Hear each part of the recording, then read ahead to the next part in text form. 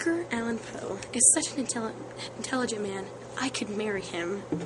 The sick, twisted feeling he leaves you with from his stories is an adrenaline rush.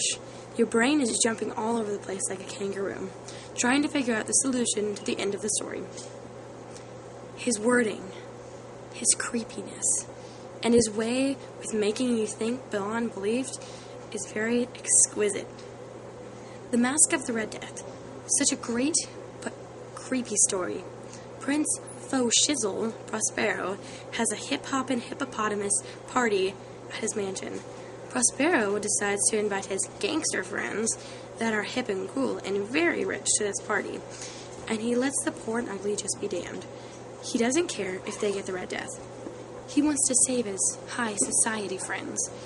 No matter who you are, you can't save yourself if the Red Death gets you. P. Drizzle Prospero decides to isolate all his hippest friends with him inside his mansion. That way, none of them get the Red Death. BTW, the Red Death will kill you within 30 minutes of getting the disease. While P-Dog is trying to stay away from the Red Death, meanwhile, a bank robber busts into the party, and he has the Red Death.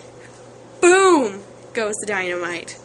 Obviously now, the Red Death is now exposed to thousands of people at the party.